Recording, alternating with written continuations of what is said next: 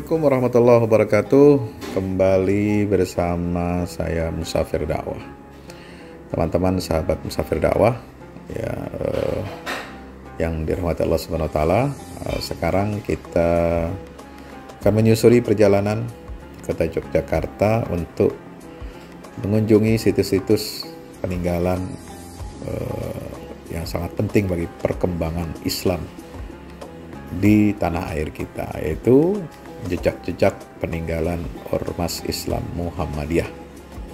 Karena Yogyakarta selain dikenal sebagai kota budaya, kota pelajar, kota gudeg, juga Yogyakarta ini adalah kotanya tempat kelahiran Ormas Perserikatan Muhammadiyah. Karena disinilah Kiai Haji Ahmad Dahlan, pendiri Perserikatan Muhammadiyah ini dilahirkan. Ya, beliau lahir pada tanggal 1 Agustus 1868, kemudian wafat tanggal 23 Februari 1923. Kita akan menyusuri pertama, kita akan ke komplek Langgar Kidulnya Kiai Dahlan. Ini sangat fenomenal sekali, Langgar Kidul Kiai Dahlan. Ya, ini berada di luar benteng atau pagar Kesultanan Yogyakarta. Ya, masih dalam wilayah Kampung Kauman. Wilayah Kauman ini adalah wilayahnya orang-orang beriman, kaum beriman. Di situ tempat tinggalnya banyak tokoh-tokoh ulama, tokoh-tokoh Islam di Yogyakarta yang dulunya adalah merupakan masih keluarga besar daripada Kiai Ahmad Dahlan. Nah, ini komplek rumah Kiai Ahmad Dahlan, keluarga beliau di sini rumahnya, ya, aslinya di sini. Kemudian beliau membangun madrasah kecil-kecilan, dan ini lokasi rumah keluarga Kiai Ahmad Dahlan di depan ini. Dan di sampingnya beliau bangun langgar. Nah, ini yang disebut dengan Langgar Kidul, di mana Kiai Dahlan mengajarkan santri-santrinya pertama-tama itu hanya beberapa gelintir anak santri, ya, yang tertarik ikut pengajian beliau. Karena Kiai Dahlan ini adalah pelopor kebangkitan umat Islam yang terus berjuang menyadarkan umat tentang nasibnya sebagai bangsa terjajah. Jadi Kiai Ahmad Dahlan ini dikokohkan sebagai pahlawan nasional, ya, dengan surat Kepres nomor 657 tahun 1961 yang ditandatangani oleh Presiden Soekarno, pemimpin besar revolusi. Ya, ini contoh di lantai 2 dari Langgar Kidul ini yang digunakan untuk tempat sholat, ya, musola yang digunakan biasa untuk mengaji anak-anak. Dan di bawah ini ada yang itu ciri khasnya, dia safnya itu agak miring, ya, mengikuti saf yang ada di Masjid Gede Kauman, Masjid Kesultanan Yogyakarta, yang diubah arah kiblatnya oleh Kiai Haji Ahmad Dahlan ketika awal mula berdakwah sepulang dari pendidikan beliau selama kurang lebih 5 tahun di kota suci Makkah Al-Mukarramah. Ya, ini bangunan warisan budaya Langgar Kiai Dahlan. Dan di lantai 1, ya, Langgar Kidul ini digunakan sebagai museum. Ada warisan peninggalan foto-foto zaman dahulu ketika Kiai Dahlan masih hidup, ya. Kemudian bagaimana santri-santri beliau belajar di Langgar Kidul ini. Nah, ini semua ada semuanya di lantai 1. Cuma ketika kami ke sana, ini sedang ditutup, ya, tidak dibuka. Mungkin dibukanya pada saat-saat tertentu ketika ada pengajian ataupun ketika ada acara-acara, ya. Sayang sekali kita tidak bisa masuk ke Langgar Kidul maupun di sini juga kompleknya sedang sepi, tidak ada orang. Kami berusaha untuk mengontak atau bertanya tentang keadaan di sini, tapi tidak ada orang. Nah, itulah tadi Langgar Kidul Kiai Ahmad Dahlan. Nah, kita sekarang menuju kantor pimpinan pusat Muhammadiyah yang ada di Jalan Cikditiro, Kota Yogyakarta.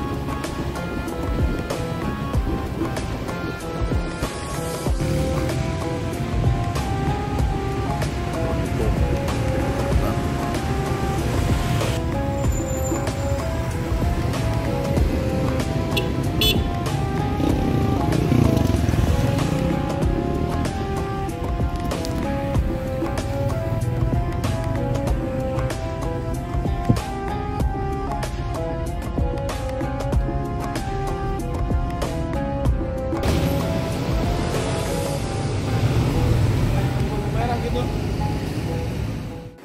ini kantor pimpinan pusat Muhammadiyah, cukup megah ya bangunannya. Kalau di Jakarta di Jalan Menteng Raya nomor 62. Nah, inilah markas Perserikatan Muhammadiyah. Ada baliho menunjukkan countdown ya, hitungan mundur pelaksanaan Muktamar Muhammadiyah dan Aisyah ke-48 yang akan diselenggarakan di Kota Surakarta tahun ini 18 sampai 20 November tahun 2022. Ya, pada saat saya berkunjung itu 64 hari lagi. Itu sudah beberapa pekan, beberapa hari yang lalu ya. Baiklah, teman-teman, kita lihat lagi di sini ruang di dalam gedung Muhammadiyah. Ini ada pusat syiar dakwah digital. Pusat syiar digital Muhammadiyah. Ini luar biasa ya, selama masa pandemi ini dibangun, digunakan untuk syiar dakwah Muhammadiyah. Dan ini ruang-ruang kantor-kantor, ruang-ruang rapat ya. Ini foto lukisan Nyai Ahmad Dahlan, Nyai Walidah, Siti Walidah dan Kiai Ahmad Dahlan. Nah, ini aula-aulanya dan inilah situasi suasana di dalam gedung pimpinan pusat Muhammadiyah. Nah, ini ruang aulanya.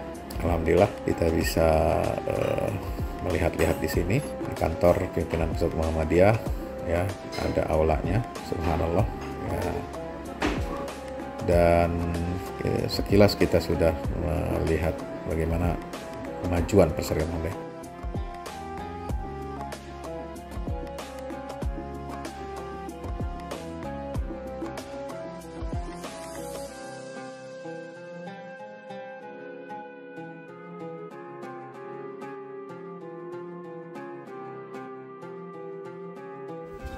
Wow, ini hebat ini. Iya. Tuan Guru. Iya. Masya Allah. Kiai sehat Kiai. Ini Kiai Samsul.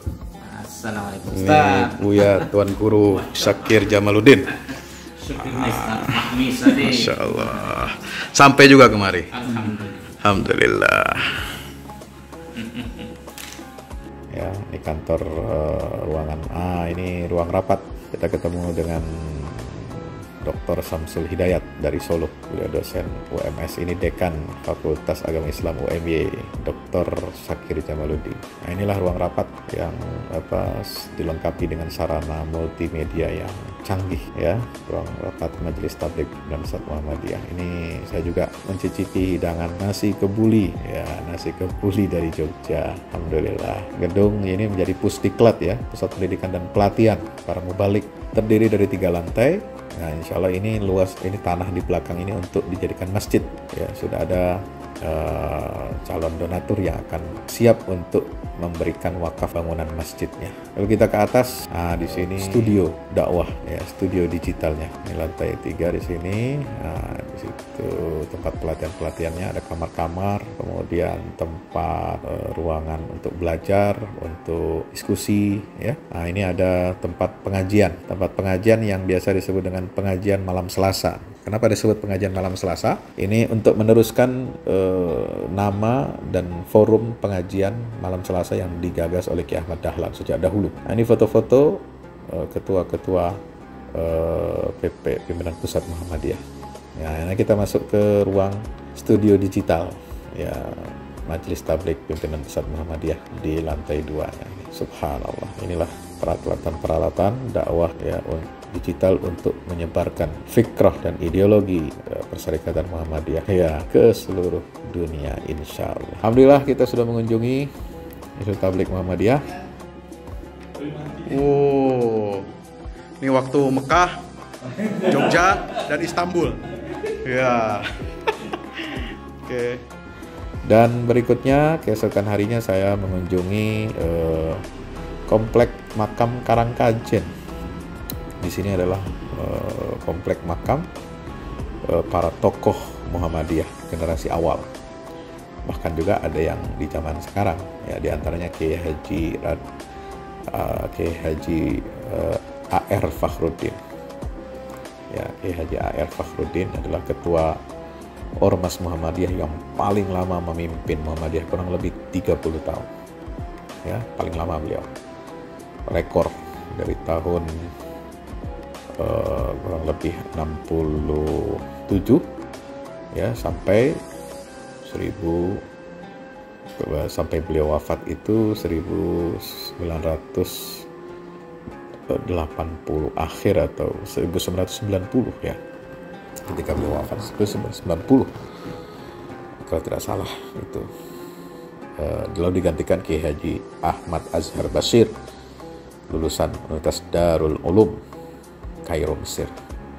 Nah, ini kita jalan menuju komplek makam ya, dari Masjid Jami Karangkajian di depan tadi, kita menyusuri gang kecil ini lalu kita masuk ke komplek pemakaman tokoh-tokoh ulama-ulama pendiri Persyarikatan Muhammadiyah. Nah, inilah yang diberi garis putih ya, persegi 4 ya, ada rumput hijaunya. Ini adalah komplek makam pahlawan nasional Kiai Haji Ahmad Dahlan beserta murid-murid awalnya, murid-murid beliau. Beliau lahir tanggal 1 Agustus 1868 dan wafat tanggal 23 Februari 1923 ya. Dan makam ini diresmikan ya di zaman Presiden Soekarno dalam bentuk seperti ini, makam pahlawan nasional pada tanggal 27 Desember 1961. Di sini ada 5 makam yang ada di dalam garis persegi 4 putih. Itu di paling pojok kiri adalah Kiai Haji Badawi, lalu berikutnya Kiai Haji Ibrahim, baru di tengah-tengahnya Kiai Haji Ahmad Dahlan. Samping Kiai Ahmad Dahlan sebelah kanan dari arah saya itu Kiai Haji Nur, dan yang kelima adalah Aisyah Hilal. Ya. Nah, inilah komplek makam pendiri Ormas Persyarikatan Muhammadiyah yang sangat sederhana. Ya, ini sesuai dengan sunnah Nabi kita Muhammad SAW, hanya menunjukkan nisan, ya, sederhana, dan makamnya tidak ditinggikan, ya, hanya diberikan rumput dan batu-batu putih, ya, menunjukkan bahwa ini adalah makam yang tidak boleh diduduki, tidak boleh berdiri orang di atasnya dan lain sebagainya. Jadi sangat sederhana. Tidak ada. Nah, ini makam Kiai Haji A.R. Fakhruddin, Abdul Razak Fakhruddin, ya, di samping garis persegi 4 warna putih itu ada makam Kiai Haji A.R. Fakhruddin. Sejenak kita berdoa, ya, mohon kepada Allah agar Allah turunkan rahmat dan maghfirahnya kepada ahli kubur. Adab kita berziarah kubur adalah mengikuti sunnah Nabi, baca salam kepada ahli kubur, assalamualaikum ahla diyari qaumin mu'minin wa inna insyaallah bikum lahiqun. Kemudian kita berdoa, ya, Allahumma ighfir lil muslimin wal muslimat dan seterusnya, rabbana ighfir lana wa ikhwanina alladziina sabaquna bil iman wa la taj'al fi qulubina ghillal ladzina amanu rabbana innaka raufur rahim. Ini sebagai adab kita sebagai seorang muslim, ya, mohon ampunan dan rahmat Allah kepada orang-orang yang telah berpulang ke rahmatullah mendahului kita semua. Tujuan daripada ziarah kubur ini adalah untuk mengingatkan kita kepada kematian, ya, untuk bermuhasabah, introspeksi diri, mengenang jasa-jasa kebaikan para almarhum dan berdoa kepada Allah agar kita diberikan istiqomah, kekuatan, juga dapat meneladani perjuangan beliau-beliau yang telah lebih dahulu mendahului kita. Dari Karangkajian, setelah kita juga ke makam Imogiri, ya, kita menuju komplek Universitas Muhammadiyah Yogyakarta, tempat saya memberikan materi di orientasi studi dasar Islam UMY, mahasiswa baru UMY tahun 2022 di Sportorium UMY, ya. Setelah itu saya berkunjung ke Masjid Gede Kauman. Ya, Masjid Gede Kauman ini adalah masjid yang didirikan oleh Kesultanan Yogyakarta oleh Sultan Hamengkubuwono I. Ya. Nah, di samping komplek masjid ini, inilah Kampung Kauman. Kita akan lihat di situ ada SD Muhammadiyah, ya, SD Muhammadiyah Kauman. Lalu sebelum kita masuk ke Kampung Gang Kauman itu ada perpustakaan Masjid Gede, ya, perpustakaan Masjid Gede Kauman. Cuma kita tidak bisa masuk karena nampaknya ditutup, ya. Nah, kita coba masuk ke lorong gang-gang Kampung Kauman. Ini kampung legendaris di Yogyakarta, ya, di mana banyak sekali tokoh-tokoh ulama keraton Kesultanan, abdi dalam Sultan yang tinggal di sini, ya, dan ini adalah SD Muhammadiyah Kauman, ya, sebuah bangunan SD yang sudah direnovasi. Ini sudah sejak lama didirikan, sejak awal Muhammadiyah berdiri, ya, tahun 1112, kurang lebih tahun 1920-an sudah berdiri kompleks sekolah ini. Dan ini adalah kompleks di belakang Masjid Gede Kauman. Dan kita akan lihat di sini ada rumah tua, rumah kuno, ya, di Kampung Kauman ini. Ya, di situ masih ada foto, nampaknya salah seorang ulama cendekiawan Muhammadiyah masa itu, ya, masih terpampang jelas fotonya. Ada logo Muhammadiyahnya. Ini bangunan rumah lama, ya, ada tampak foto kiai dan bunyainya. Itu bentuk rumahnya, pintunya tinggi-tinggi besar warna hijau. Ciri khas rumah yang ada, rumah kuno di Kauman. Alhamdulillah kita sudah mengunjungi Masjid Gede Kauman. Hanya mohon maaf teman-teman, sebenarnya saya sudah memvideokan, mendokumentasikan bagian dalam Masjid Gede Kauman, ya. Itu ruangannya, ya, kiblatnya yang miring yang ditentukan oleh Ahmad Dahlan, lengkap dengan pengimamannya, mihrabnya, ada mimbarnya juga, dan ada satu maksulah, tempat tunggu Sultan untuk menjalankan ibadah sholat fardu ataupun sholat Jumat berjamaah. Ya, mohon maaf, sayang sekali video yang sudah saya rekam itu keserimpet atau mungkin juga tidak sengaja terhapus dari HP saat pemindahan data dari HP saya ke laptop, ya, untuk diedit. Jadi tidak bisa ditampilkan di sini karena saya cari-cari tidak ada barangnya. Setelah itu kita jalan menyusuri jalan utama di Yogyakarta, jalan yang menjadi tujuan utama para pelancong yang datang ke Yogyakarta, apalagi kalau bukan Jalan Malioboro, ya, Jalan Malioboro. Jalan Malioboro ini jalan utama yang menghubungkan antara stasiun Tugu Jogja, ya, dengan pusat, ya, keraton atau Istana Kesultanan Yogyakarta. Ini jalannya cukup lebar, ya. Sekarang ada jalan pedestriannya, ada tempat sepeda, ya, ada banyak tempat duduk, ya, bersantai, ya. Apalagi ini sudah menjelang sore. Jadi nikmat sekali, nyaman sekali untuk bersuasana di Jalan Malioboro. Nah, ini ujung Jalan Malioboro. Ini adalah Tugu Serangan Umum 1 Maret, ya. Dan di depan sana ada banyak sekali gedung-gedung peninggalan Belanda. Ada kantor pos, ada gedung agung, ya, ada macam-macam. Ini jalan utama menuju Keraton Kesultanan Yogyakarta. Ini gapura yang khas Kesultanan Jogja, ya, melambangkan ini kita masuki area Kesultanan atau Istana Keraton Yogyakarta. Dan inilah alun-alun utara, ya, alun-alun barat kalau tidak salah. Ini alun-alun barat ini yang tepat berada di depan Keraton Kesultanan Yogyakarta, dan sebelah baratnya itu adalah Masjid Gede Kauman. Ya, ini alun-alun ini hanya dibuka setahun sekali, ya, cukup luas, ya, dipagari. Nah, kalau alun-alun yang satu lagi itu ada kelihatan dibuka, ya. Oh iya, alhamdulillah ini nampaknya, ya, video yang saya maksud, yaitu melihat Masjid Gede Kauman, ya, dari dalam seperti apa. Nah, inilah penampakannya, alhamdulillah, gitu. Ini dari depan ada ciri khasnya, itu jam dan lambang kerajaan, topi Sultan, ya, yang topi Sultan itu mirip dari topi-topi Kesultanan Turki Utsmani yang tinggi, hanya adaptasi dengan budaya Jawa menjadi warna hitam. Kalau di Turki Utsmani itu warnanya merah. Nah, ini kita masuk area Masjid Gede Kauman, Yogyakarta, teman-teman. Alhamdulillah. Nah, ini kita lihat di sini. Ya. Ini Masjid Gede Kauman Yogyakarta. Subhanallah. Ya, ini kita masuk ke area Masjid Gede Kauman.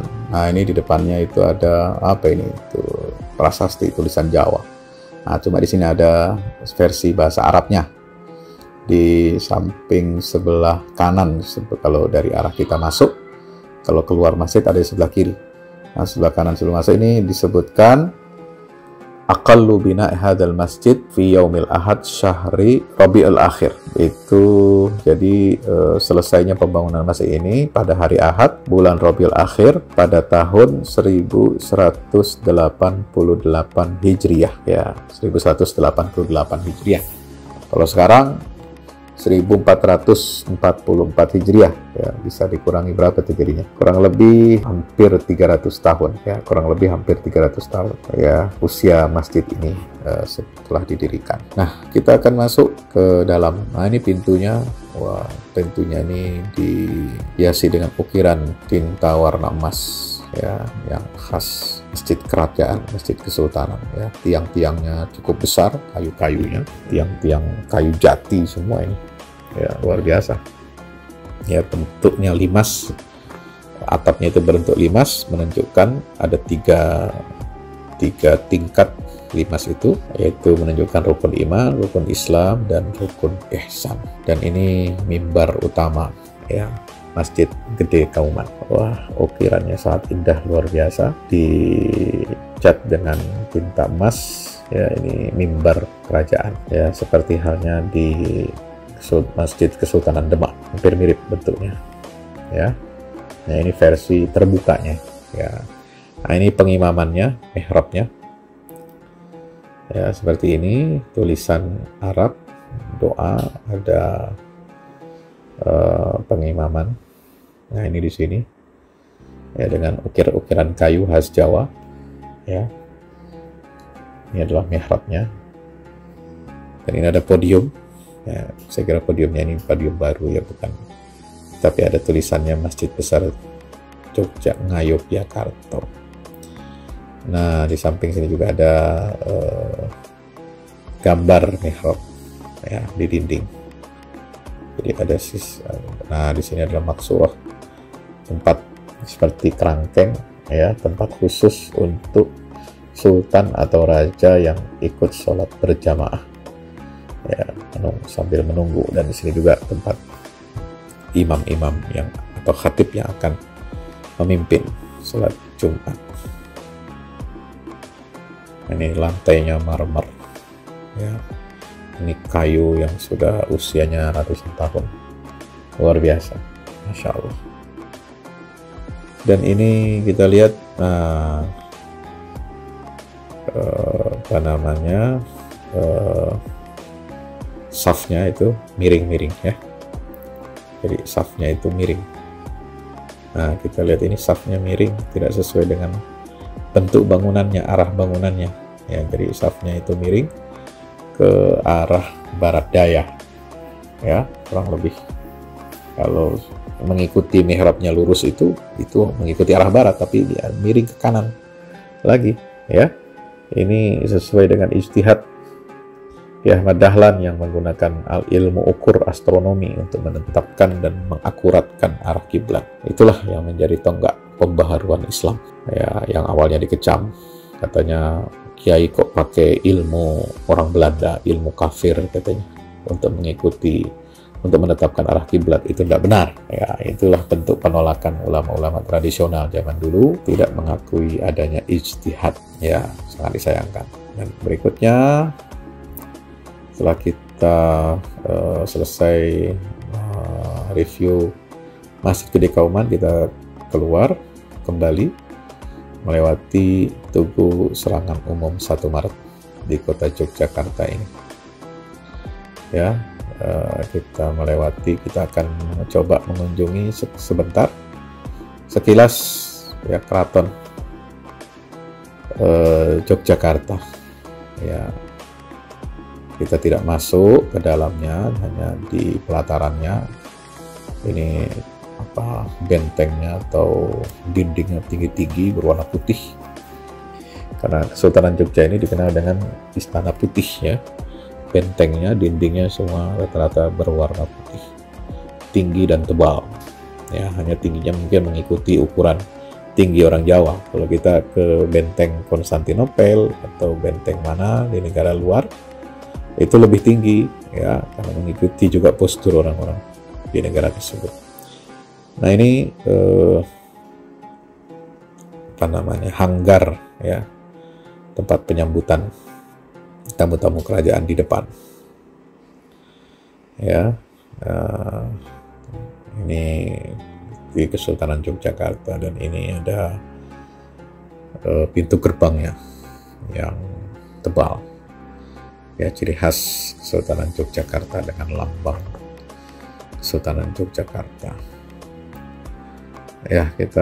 Inilah jejak keislaman di Kerajaan Islam Mataram ya. Setelah kita kemarin mengunjungi ya makam Imogiri, nah kita akan ya pada saat ini melihat kondisi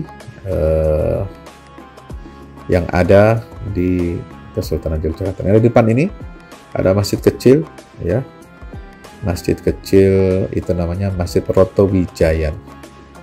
Roto Wijayan ya, itu masjid kecil yang disediakan oleh Sultan untuk pengunjung atau tamu yang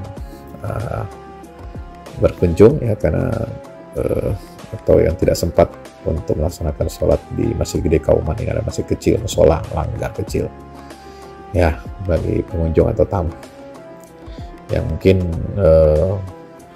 tidak melaksanakan sholat berjamaah di Masjid Gede Kauman. Nah, ini benteng yang mengitari Kesultanan Yogyakarta. Ini Kota Negoro, pusatnya negara. Nah, ini bentengnya seperti ini, warna putih ya, cukup tebal. Mungkin ketebalannya dari awal kita lihat di sini sampai ke ujung sana itu bisa sampai antara 5 sampai 10 meter.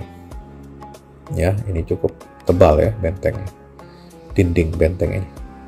Nah, ini yang disebut dengan segi 4 ya, benteng yang ada di sudut persegi ya. Alhamdulillah kita beristirahat kembali menginap di hotel ini, Cavinton ya, di kota Yogyakarta ya. Sebelum esok hari pagi kita akan jalan, dan siangnya kita akan mengisi kegiatan orientasi studi dasar Islam di UTS Muhammadiyah Yogyakarta. Oke, terima kasih teman-teman semuanya yang sudah mengikuti vlog ini. Mudah-mudahan bermanfaat, memberikan tambahan wawasan dan informasi pada kita semua tentang jejak peninggalan Ormas Muhammadiyah di kota Yogyakarta. Jumpa lagi di vlog yang lain. Terima kasih. Assalamualaikum warahmatullahi wabarakatuh.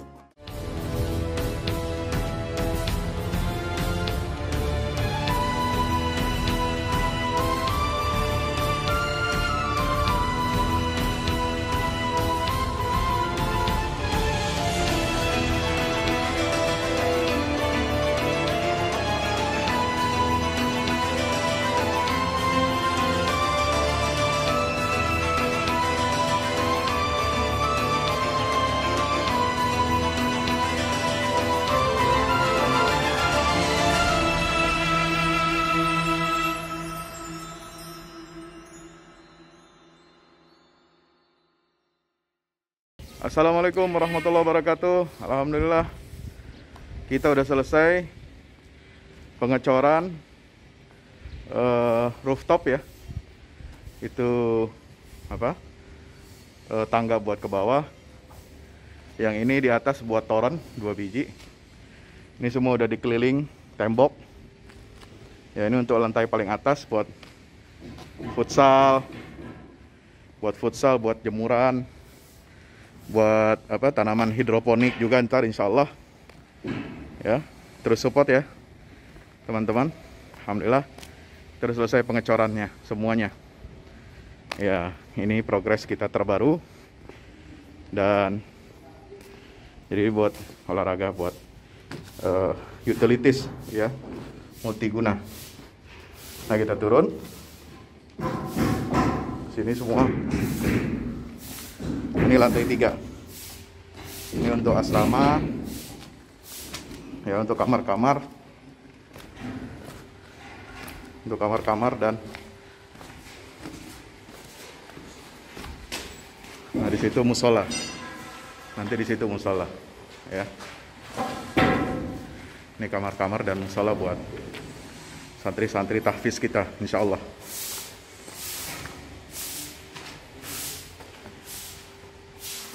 Nah, ini lantai 2 kita turun.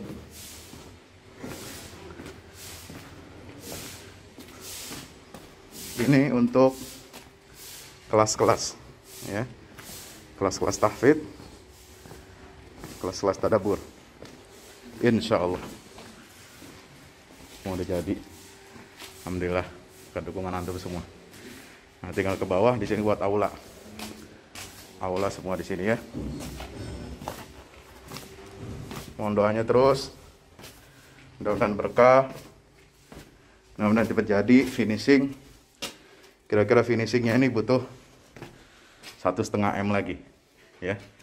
Mudah-mudahan. Al-Fatihah. Al-Fahmu Institute mempersembahkan serangkaian buku karya Ustadz Fahmi Salim LCMA.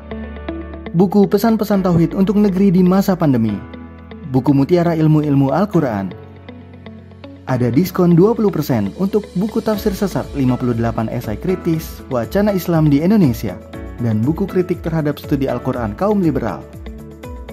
Anda dapat memesannya melalui layanan WhatsApp di nomor 0877 063 7192 dengan format pemesanan ketik nama, alamat lengkap, nomor handphone, dan jumlah buku yang diorder. Ongkos kirim di luar harga buku dan menyesuaikan wilayah dengan paket standar. Lampirkan juga bukti transfer Anda ke rekening BNI Syariah di 0631 748573. Tunggu apa lagi? Pesan sekarang.